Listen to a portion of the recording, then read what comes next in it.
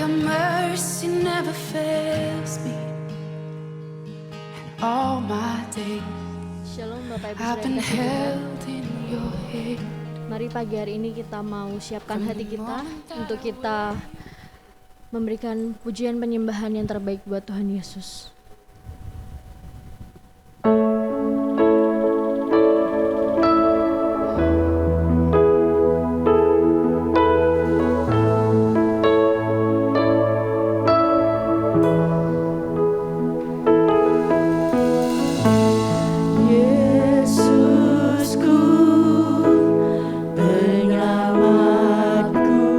Tiada yang seperti Engkau.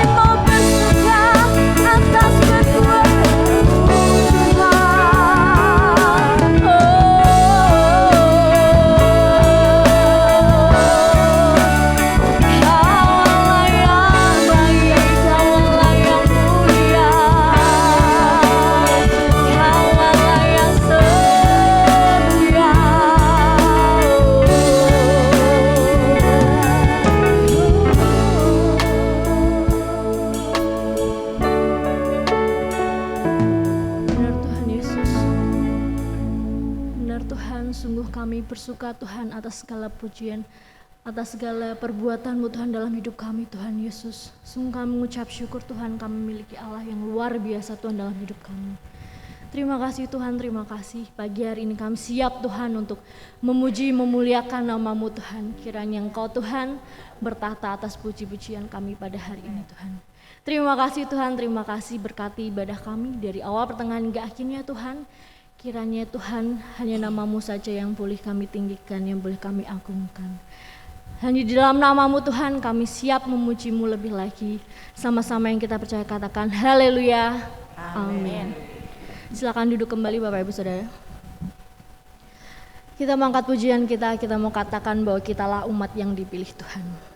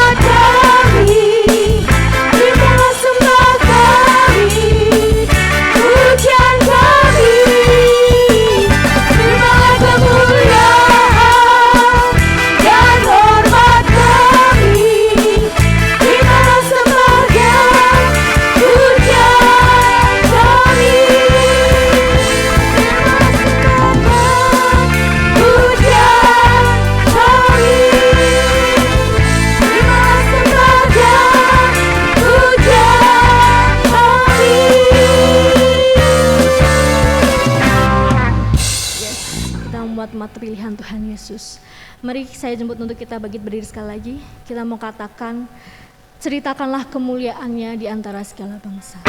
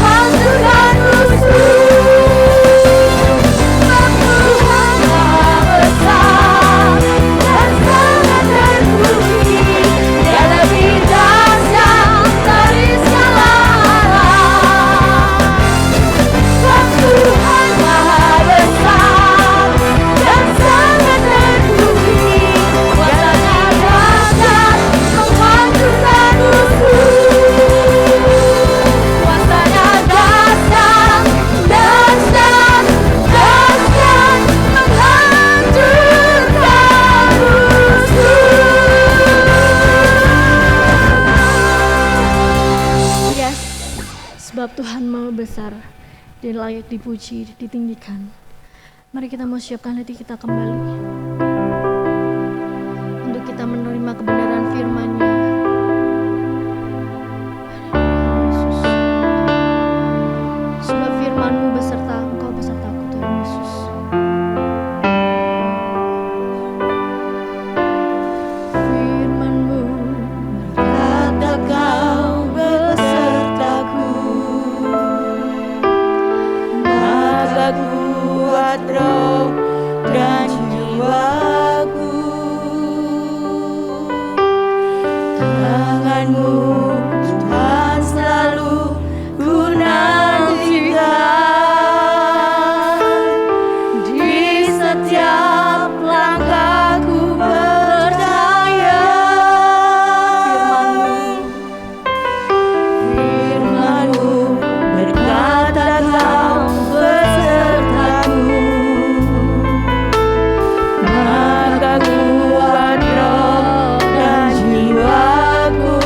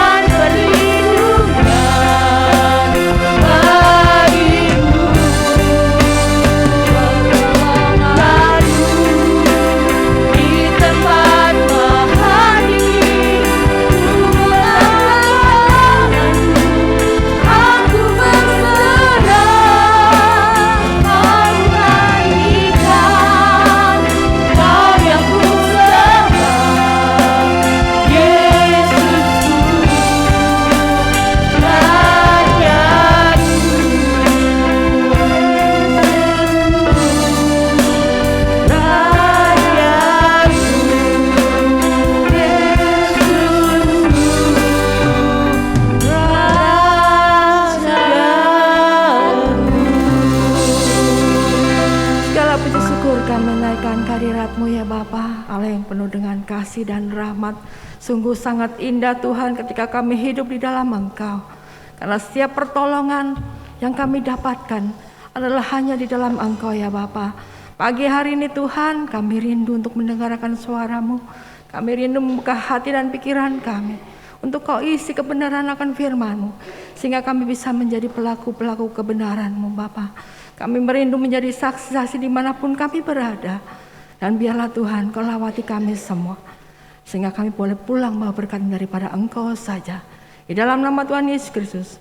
Haleluya. Amin. Silakan duduk Bapak Ibu. Puji Tuhan. Pagi ini kita diberi kesempatan oleh Tuhan kita untuk kita bisa datang beribadah, untuk kita bisa datang mempersembahkan puji-pujian sembahan kita. Nah, untuk kita menjadi anak-anak Allah, kita perlu senantiasa memperbarui hidup kita menjadi semakin indah di hadapan Dia. Selama ini, ya ini baru 2 kali ini ya, kita memasuki tema yang baru. Bagaimana kita bisa memberitakan Injil daripada Tuhan. Judul yang saya sampaikan adalah tidak bisa tidak. Artinya wajib, hukumnya wajib ya. Enggak boleh enggak ya. Kalau saya harus menyampaikan firman, ya opo ya. Kita akan membaca dulu ya di dalam Matius 2 Timotius pasal 4 ayat yang pertama sampai yang kelima. Kita akan membuka kitab kita 2 Timotius pasal yang keempat ayat yang pertama sampai yang kelima. Kita akan bergantian membaca. Saya membaca yang pertama dan Bapak Ibu Saudara ayat yang genap. Di hadapan Allah dan Kristus Yesus yang akan menghakimi orang yang hidup dan yang mati, aku berpesan dengan sungguh-sungguh kepadamu demi penyataannya dan demi kerajaannya.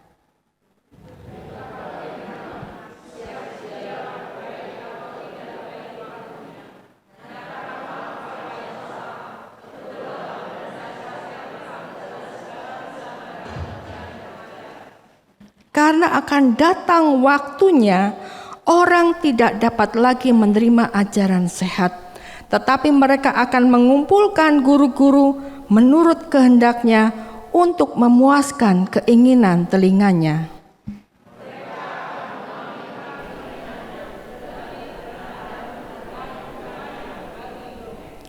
Tetapi kuasailah dirimu dalam segala hal. Sabarlah menderita, lakukanlah pekerjaan pemberitaan Injil dan tunaikanlah tugas pelayananmu. Ya, ini adalah surat terakhir Rasul Paulus sebelum dia meninggal kepada Timotius. Dan dia berpesan dengan sungguh-sungguh memohon untuk kesediaan dari Timotius agar dia bisa memberitakan Injil kebenaran. Karena apa? Begitu pentingnya firman Tuhan untuk diberitakan bagi banyak orang. Nah, di sini dikatakan beritakanlah dalam ayat yang kedua, beritakanlah firman, siap sedialah baik atau tidak baik waktunya.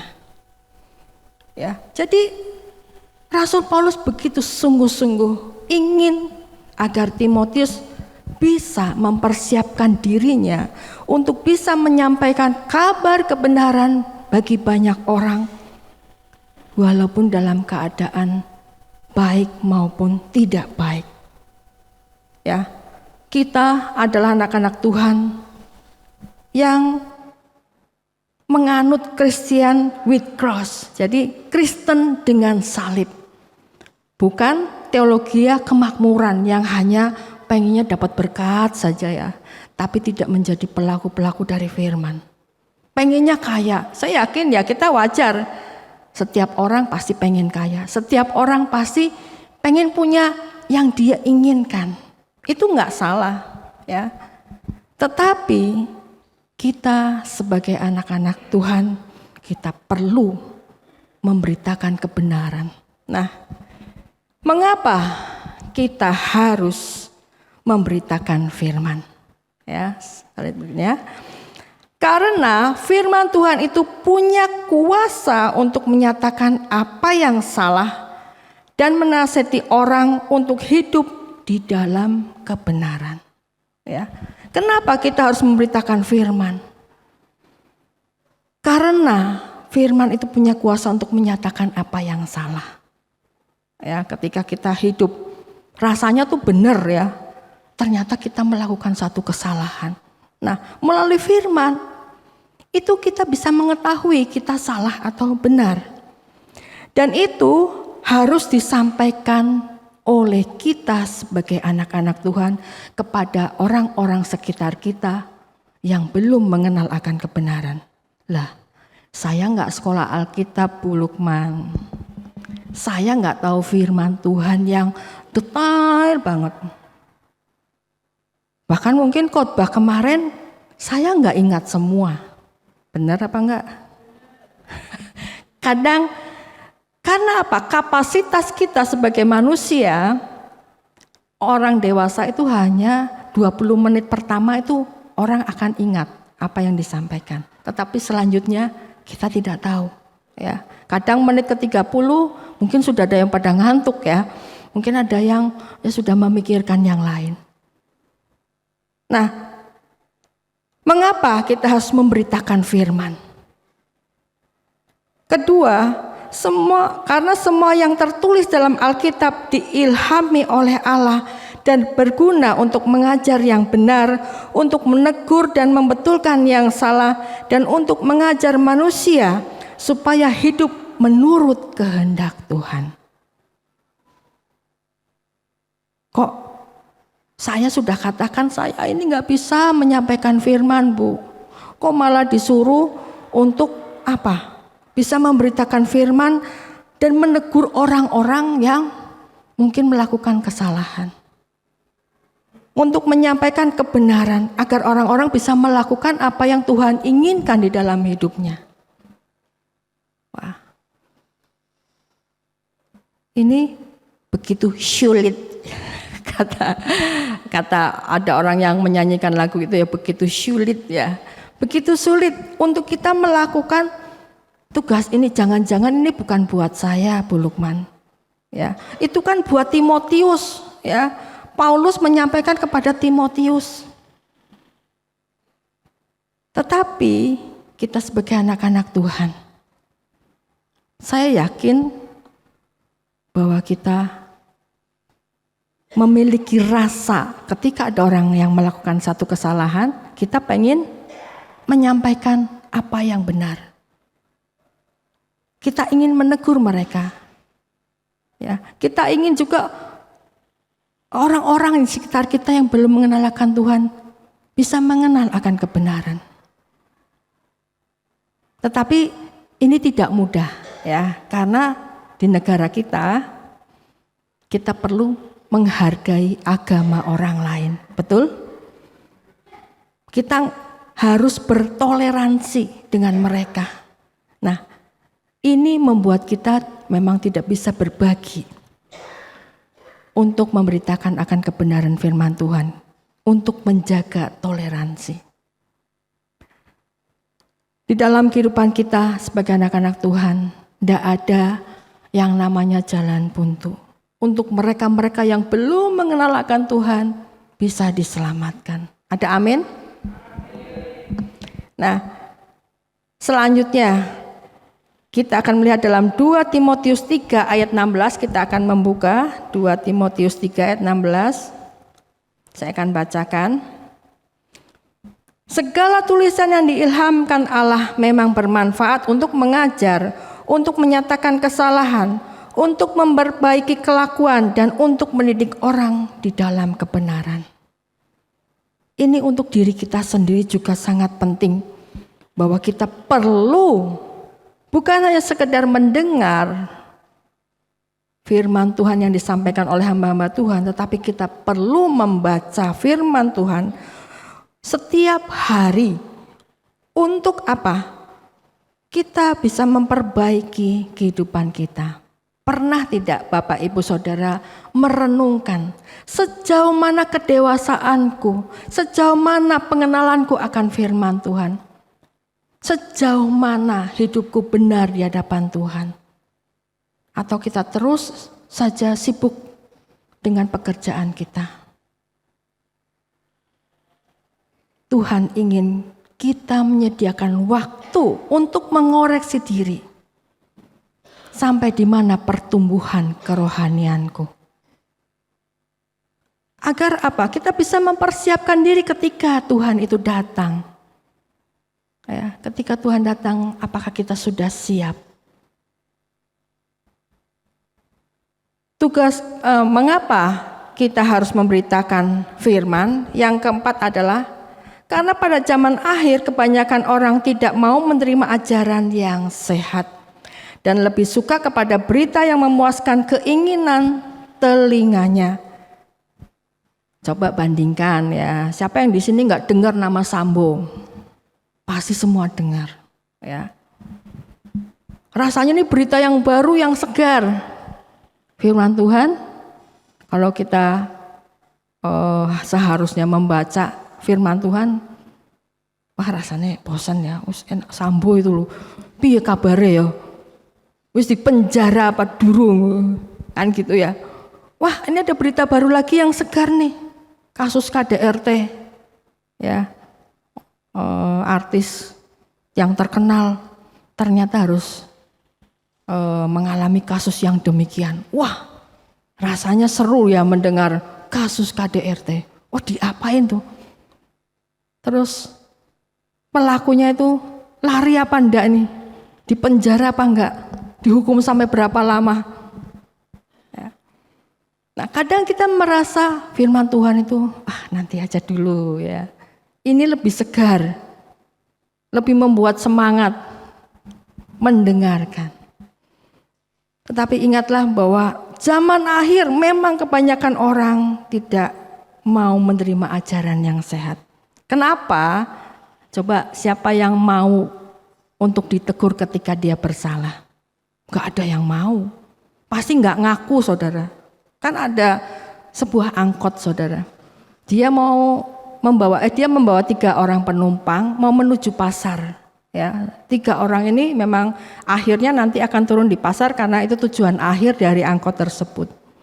Tiba-tiba bau yang tidak sedap itu ada dalam ruangan angkot itu saudara. Terus sopirnya ngomong, ini siapa yang kentut ya? Gak ada yang ngaku, diem semua. Ini gak ada yang ngaku nih, 3 orang. Gak ada yang ngaku juga, masih diem semua. Angkot itu sampai di pasar tujuan akhir, ini pasar ya. Sampai di situ semua penumpang turun. Semua orang membayar ya ke supirnya. Terus supirnya ngomong, "Nih yang kentut ini tadi itu belum bayar ya?" Saya sudah bayar loh. Berarti kan dia yang kentut. Tapi ketika dituduh, kamu salah, gak mau ngaku. Gak ada orang yang mau mengaku ketika dia dituduh bersalah. Orang lebih senang untuk mendengar yang enak-enak ya ketika ditegur. Mungkin saat ini atau minggu-minggu yang lalu ada hamba Tuhan yang menyampaikan firman Tuhan. Kita merasa tersinggung, tertemplak. Kok pendetanya ngomong kaya ngono ya? Sok meneh yen wong kae khotbah aku ora teko. Karena apa? Tersinggung, disinggung oleh firman Tuhan. Nah, ini sudah menjadi satu fakta bahwa pada akhir zaman kebanyakan orang tidak mau menerima ajaran yang benar. Ya. Mereka gak mau untuk diingatkan untuk kembali kepada hidup yang benar. Mereka lebih senang pada berita yang memuaskan keinginan telinganya. Atau mendengar yang cerita dongeng ya. orang lebih percaya kepada hal-hal yang tahayul daripada kebenaran firman Tuhan. Saya sendiri heran ya, ketika ada perlombaan formula perlomba sepeda motor ya. Di sana ada pawang hujan namanya Rara, Mbak Rara ya. Padahal yang ngadain lomba itu orang pinter-pinter loh Bapak Ibu. Tapi mereka lebih percaya kepada hal-hal yang tidak wajar ya. Mana ada sih orang bisa mengendalikan hujan, rasanya tidak masuk akal. Tapi mereka panggil tuh dengan biaya yang mahal untuk membayar seorang pawang hujan. Nah, inilah akhir zaman. Jangan sampai kita ini juga seperti mereka. Ya, kita ini anak-anak Tuhan yang sudah mendengar kebenaran, kiranya kita hidup di dalam kebenaran tersebut. Selanjutnya kita melihat bahwa di dalam keadaan zaman sekarang yang sulit ini, orang-orang percaya harus tetap setia memberitakan soal kebenaran. Baik atau tidak baik waktunya. Bagaimana caranya untuk kita bisa menyampaikan itu. Suatu saat beberapa hari yang lalu saya itu dapat kabar dari teman, Mbok kamu daftar sertifikat halal untuk produk yang saya buat. Saya memang belum setahun ya, baru-baru aja bikin sari kacang hijau itu nggak ada BPOM-nya, nggak ada sertifikat halalnya. Jadi saya mau ya, karena gratis katanya dari pemerintah. Nah, syaratnya apa aja? Itu bisa disampaikan melalui WA. Karena ini keroyokan, jadi dipermudah. Ya, dipermudah oleh pemerintah menyampaikan apa bahan-bahannya, terus alat yang digunakan. Jadi orangnya tuh nggak datang ke rumah terus memeriksa seperti sebelum-sebelumnya, tapi hanya melalui WA. Ya, kirim KTP segala macam gitu. Setelah syarat dipenuhi, nanti 3 bulan kemudian sertifikat itu akan diberikan. Terus akhir dari pesan yang membantu saya untuk membuat sertifikat ini dari pemerintah ini mengatakan, Bu, tolong sampaikan kepada teman-teman, Ibu sudah diberi kesempatan untuk mendapatkan sertifikat dengan gratis, tolong sampaikan kepada mereka-mereka yang juga pedagang untuk bisa mendapat sertifikat dengan gratis. Jadi istilahnya getok tular ya. Ini juga berlaku bagi kita. Bapak Ibu Saudara selalu diberkati. Ada amin? Kalau kita merasakan berkat Tuhan ya, apalagi anugerah keselamatan. Bapak Ibu percaya bahwa suatu saat akan masuk ke dalam kerajaan surga? Puji nama Tuhan. Kita yakin bahwa kita dapat anugerah keselamatan untuk boleh masuk ke dalam surga. Kita melihat saudara kita, kanan kiri kita. Apakah ada di antara mereka yang belum menerima anugerah keselamatan itu? Kalau memang belum, biarlah kita sampaikan. Getok tular. Kalau memang kita tidak bisa menjadi seorang pembicara seperti Pak Hosea, Pak Harto untuk menyampaikan firman Tuhan di depan banyak orang. Mungkin ada cara lain, getok tular. Kalau kita dapat dengan gratis anugerah keselamatan itu, bagikan berita ini kepada yang lain. Tahun 2018 yang lalu, bulan Maret, kakak ipar saya, kakaknya Pak Lukman tuh alami kecelakaan yang membuat ya karena kebentur kepalanya itu, jadi otaknya, syaraf-syaraf otaknya tidak bisa berfungsi dengan baik, bahkan separuh tubuhnya itu lemah.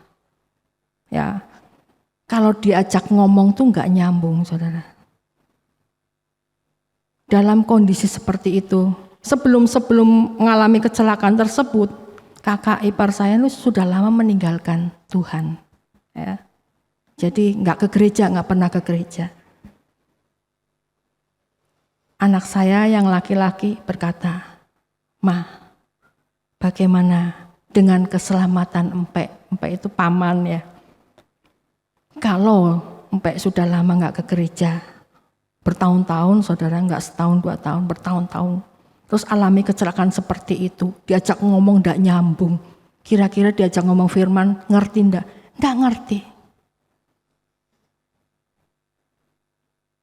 Terus saya katakan, satu senjata kita, doakan dengan kasih. Kami semua yang terbeban itu berdoa, ya, mendoakan dia. Rasanya memang bertahun-tahun saya berdoa, bahkan tanpa terasa karena setiap malam mau tidur tuh berdoa hingga tahun 2022 ya. Awal-awal tahun 2022 Tuhan jawab dengan luar biasa.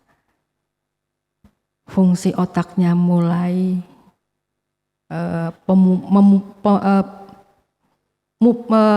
terjadi pemulihan begitu ya.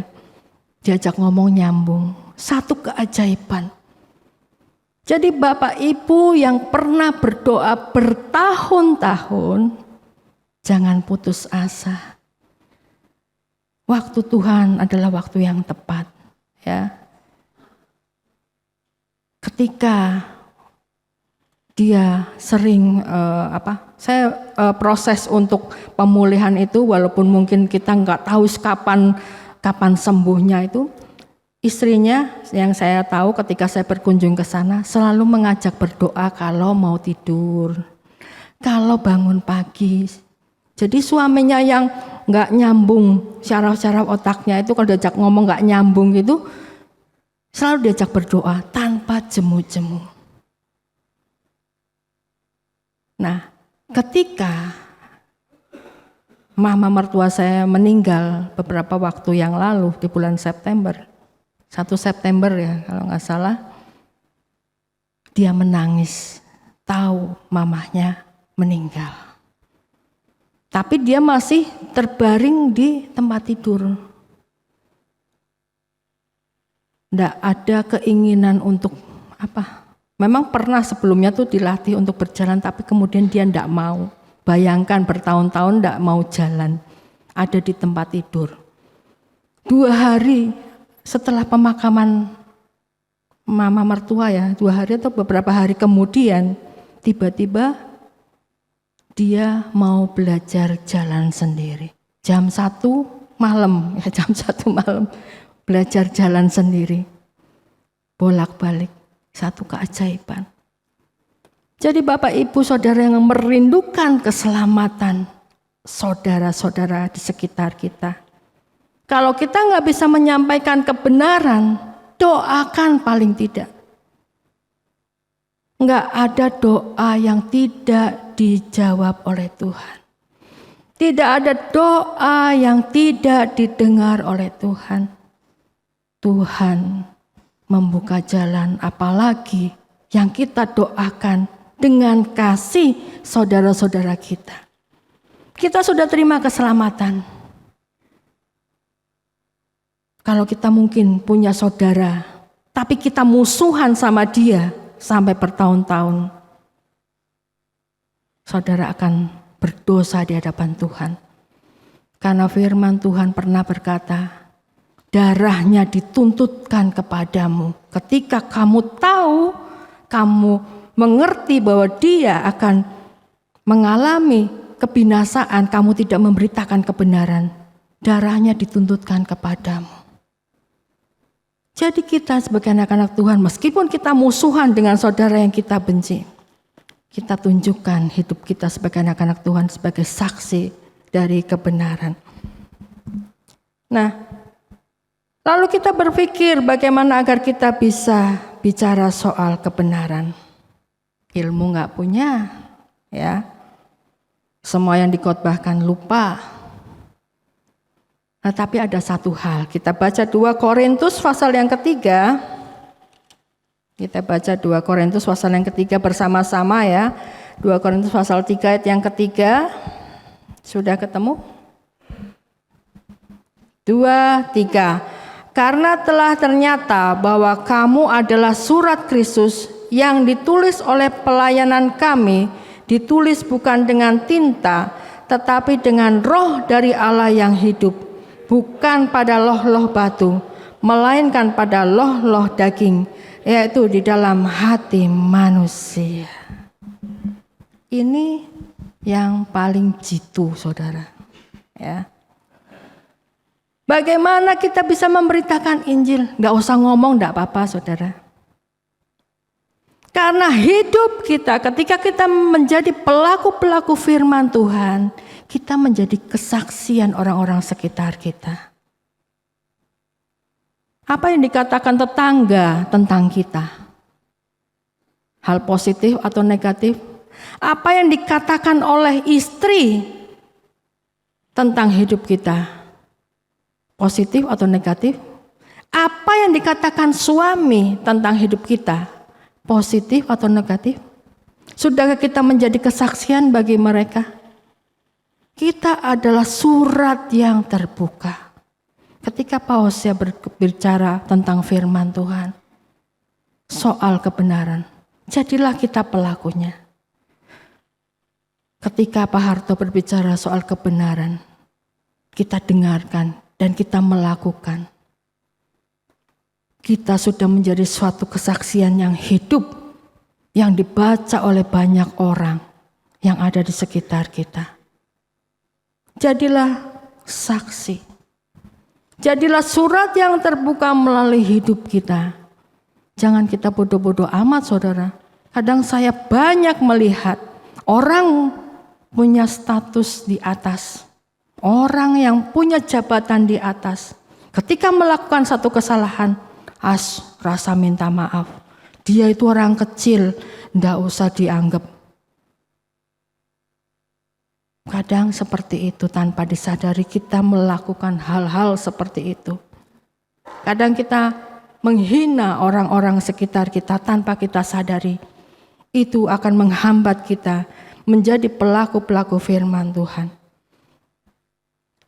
Kadang memang kita mendengar firman Tuhan, kita belum bisa untuk melakukan kebenaran firman Tuhan.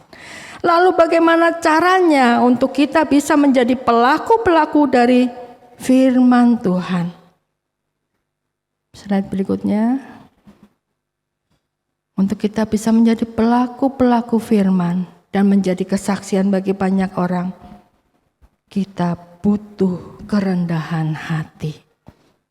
Ya, kerendahan hati untuk apa? Untuk menerima firman itu dan melakukannya.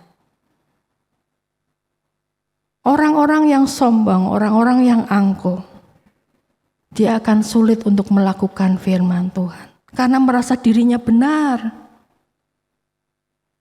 Karena merasa caranya yang dia lakukan itu adalah sesuatu yang benar. Butuh kerendahan hati ya untuk kita bisa menerima firman dan melakukannya. Ya Tuhan, jangan makin tua tuh makin keras kepala, saudara.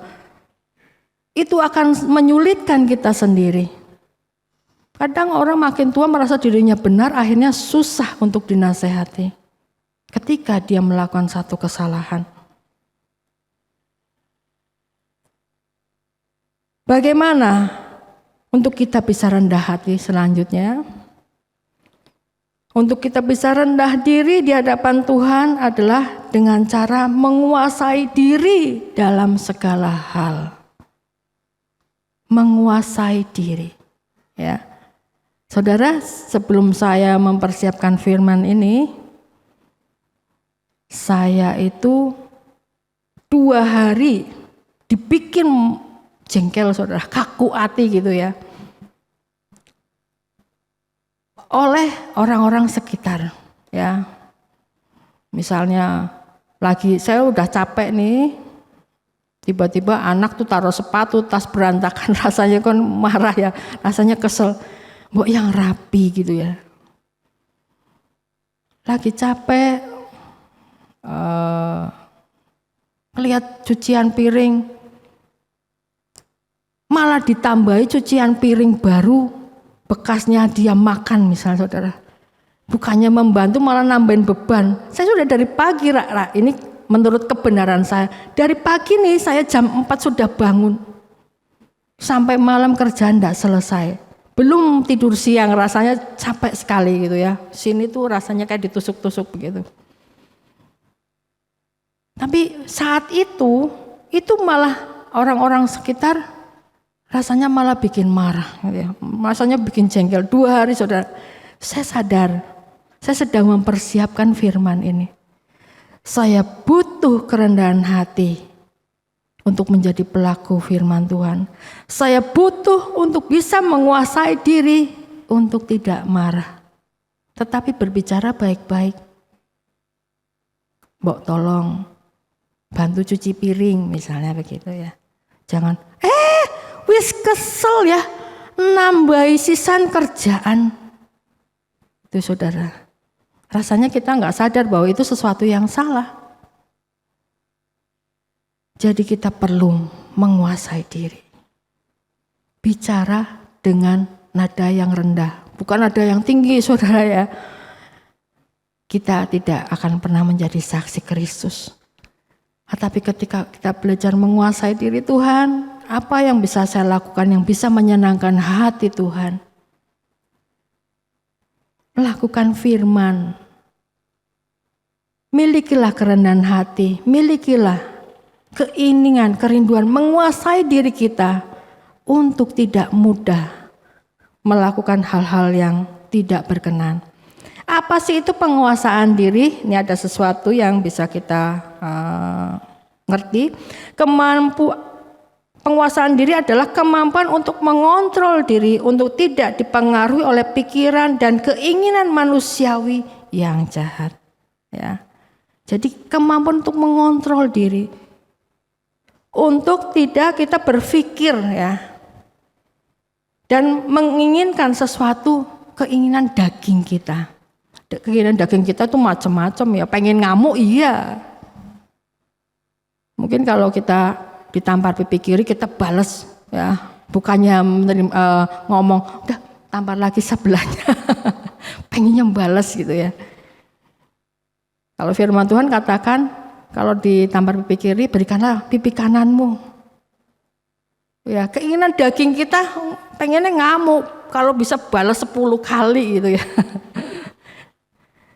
Tetapi Tuhan tidak ingin kita menjadi seperti itu. Tuhan ingin kita menjadi surat yang terbuka, melakukan kebenaran firman Tuhan dengan kerendahan hati, sehingga kita mampu menguasai diri kita. Belajar sedikit demi sedikit. Saya sendiri merasa usia saya makin bertambah. Paling tidak saya semakin bertumbuh di dalam mengenal kebenaran dan menjadi pelaku firman Tuhan. Walaupun sedikit demi sedikit. Enggak sempurna 100%. Tapi ada keinginan Tuhan. Bagaimana aku bisa menjadi saksi hidup. Meskipun harus jatuh bangun ya. Kadang benar hidupnya, kadang salah. Kalau udah salah tuh malamnya tuh menyesal saudara. Ya, minta ampun sama Tuhan. Kita hidup ini jangan asal hidup gitu saudara. Pikirkanlah kerohanian kita. Pikirkanlah pertumbuhan kerohanian kita. Sampai seberapa kita bertumbuh. Nah, Galatia 5 ayat 19 sampai 21, saya akan bacakan Galatia 5 ayat 19 sampai 21. Perbuatan daging telah nyata, yaitu percabulan, kecemaran, hawa nafsu, penyembahan berhala, sihir, perseteruan, perselisihan, iri hati, amarah, kepentingan diri sendiri, percederaan, roh pemecah, kedengkian, kemabukan, pesta pora, dan sebagainya. Ini gambaran dari kedagingan kita yang harus kita kendalikan sehingga kita mampu menguasai diri. Dan kita bisa menjadi saksi, menjadi surat yang terbuka yang bisa dibaca oleh banyak orang. Enggak perlu kita berpikir untuk memberitakan firman kebenaran itu sulit. Tapi satu hal, yaitu kita menjadi surat yang terbuka yang bisa dibaca oleh banyak orang di sekitar kita. Demikian firman Tuhan, kiranya ini bisa menjadi berkat bagi kita semua. Sedang Bapak Ibu Saudara bangkit berdiri, kita akan datang kepada Dia. Kita katakan, Tuhan, jadikan aku indah. Walaupun mungkin rasanya sulit bagi aku, tetapi aku ingin hidup semakin indah di hadapan Tuhan. Haleluya.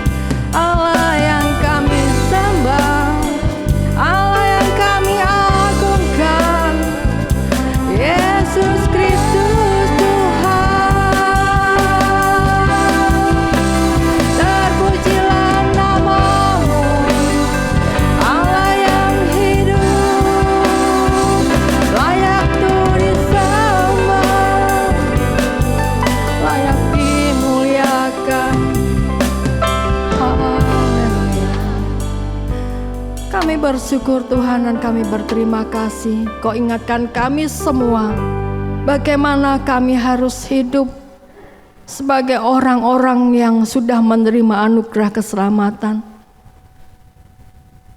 Kami rindu Tuhan menjadi semakin indah di hadapan Engkau. Kami rindu untuk menjadi pelaku-pelaku firman-Mu, menjadi surat yang terbuka yang dibaca oleh banyak orang. Mungkin kami tidak bisa berbicara banyak tentang kebenaran, tetapi hati kami Tuhan rindu untuk boleh Tuhan melakukan, memberitakan kebenaran itu. Tetapi Tuhan, Engkau sudah memberi jalan bagi kami. Paling tidak, kami berdoa untuk bisa mendoakan mereka-mereka yang belum diselamatkan. Dan kami bisa menjadi saksimu, menjadi surat yang terbuka. Dan itu bisa mendatangkan banyak jiwa untuk datang kepada Engkau. Firman-Mu sudah berhenti sampai di sini, tetapi kami yakin Roh Kudus akan berbicara lebih jauh lagi ya Bapa, kepada kami semua, memberi pengertian bagi kami, memberi kemampuan Tuhan bagi kami untuk menjadi pelaku-pelaku dari firman-Mu. Terima kasih Tuhan, terima kasih. Bila dengan hati terbuka kami menerima berkat firman-Mu itu. Haleluya, amin. Silakan duduk Bapak Ibu Saudara sekalian.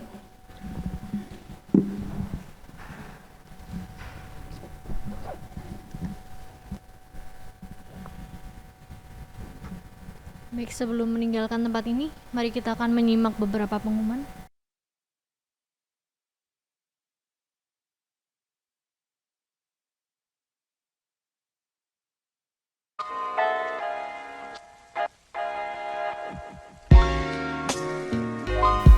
Shalom jemaat Tuhan yang terkasih, kembali lagi dalam Warta Sepekan.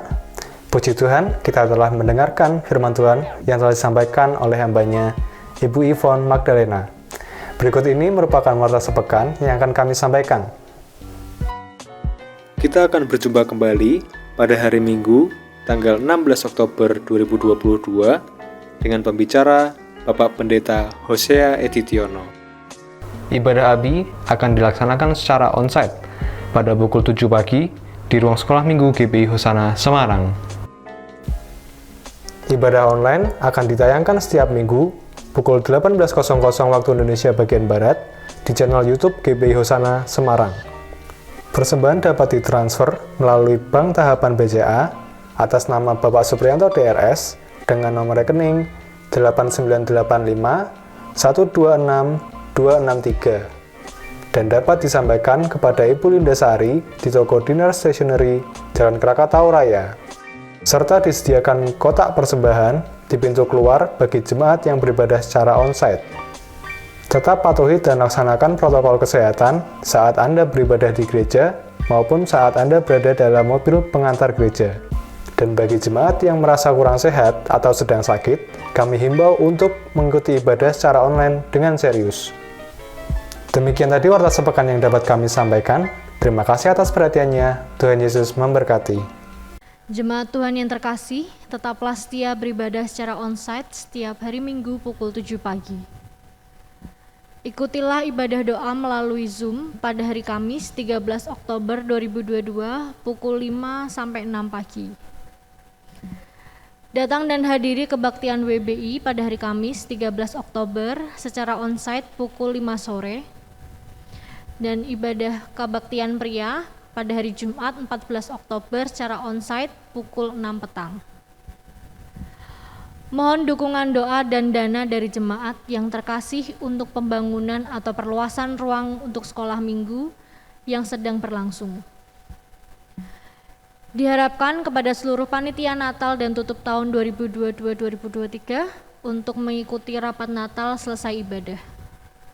Susunan panitia Natal dan tutup tahun 2022-2023, penasehat Bapak Pendeta Hosea, kemudian ada Bapak Suharto, ketuanya Bapak Sopan Manurung, wakilnya Bapak Jonas Subarka, bendahara dan seksi dana Bapak Supriyanto dan Ibu Linda, seksi acara Ibu Vivi, Saudari Nadine, Saudari Vera, seksi dekorasi Bapak Handono, Bapak Didik, si konsumsi Ibu Handono, Ibu Hosea, Ibu Lukas, si diakonia Ibu Trifosa, Ibu Mika, si keamanan Bapak Solikin, Bapak Sarwo, si perlengkapan Bapak Lukas, Ibu Sumini, PRBI, si transportasi Bapak Joko, Bapak Lili, si media soundman Bapak Rahmat dan tim, LCD oleh Saudara Vincent dan tim, si dokumentasi Saudara Aris dan tim, si protokol kesehatan Saudara Stephen dan tim. Selesai rapat Natal diharap tinggal. Bapak Harto, Bapak Manurung, Bapak Ibu Manurung, Bapak Ibu Hosea, Ibu Trifosa, Saudara Vincent, Saudara Gagas, Saudara Kefas. Untuk setting Zoom menara doa yang akan dilaksanakan pada hari Kamis tanggal 13 pukul 5 sampai 6. Sudah saya serahkan kepada Bapak Hosea untuk menutup ibadah kita pada pagi hari ini.